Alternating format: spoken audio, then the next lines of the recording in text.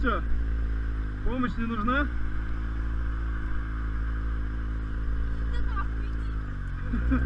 Plečo!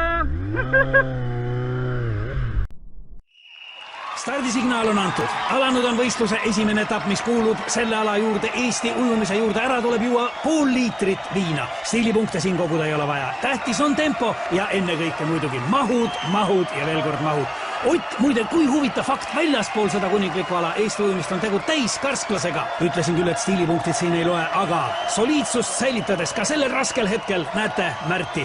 Ja siin, millises tempos liigub Ago. Happukurk, ainus lubatud abivahend. Kohtunikud on sellega hoolega üle vaadanud, et sinna ei oleks pistetud midagi, mis võiks võistlejaid aidata. Ja siin on näha, et võistlejad on üha rohkem teiseks etapiks, distantsiks valmis. Märt, Ago, on raske, aga nüüd tuleb meeste tahtejõud mängu. Otil veel raskem, aga ka tema on distantsiks valmis. Mehed lähevad stardipukkidele, tuleb fikseerida stardiasend ja see on võistluse üks raskemaid momente. Võiks öelda, see ongi kogu jõukatsumise üks võtmehetki.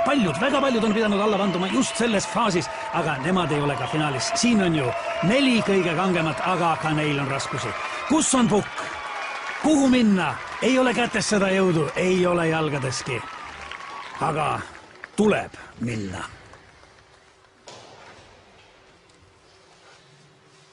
Kas nüüd on kõik kohtunikule meelepärane? Kas võistlejad on stardiasendi kätte saanud? Jah. Kõlas vahestardisignaal. Väike hetk peataolekut, aga juba favoriit kogub ennast ja asub teele võidu suunas. Ago samal ajal stardipukilt lahkumata on mees põrandal ja see jäi tema viimaseks stardiks. Võistlus aga kestab. Märt, kokkupuutel veega uppus tema, võib-olla isegi enne. Indrek, suurmeister on startinud väga võimsalt, tõsi küll, suund ei ole päris see, mis ta olema peaks, aga see ei kahanda tema soorituse väärtust, soorituse sära. Taamal on näha, et üllatuslikult on rajal veel Ott Tartust, kes ujub koera, aga kuidas? Samal ajal publik elab sellega, et pidas lõpuni vastu. Rahvas on hullumas, ei ole kedagi, keda see draama ei jätaks ükskõikseks. Milline üllatus, millised emotsioonid, siin ei ole vaja enam ennast tagasi hoida ja Ott paneb hinge alla veel pool liitrit viina, see on juba traditsiooniline võiduviin ja mida teeb Ott? Kuhu läheb Ott?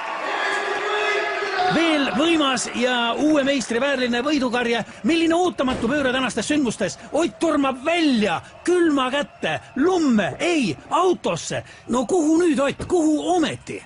Aga mida teeb Ott? Ott näitab, et suudab veel kiirendadagi liikudes ainult temale, ainult Otile Tartust. Mõistetavalt trajektoori läks igaühel ole oma tee, aga niisiis nüüd. Jah, see on lõpp. Vapustav võistlus. Ott saab meistritiitli ja postuumselt ka Eesti ujumise kuulsuste.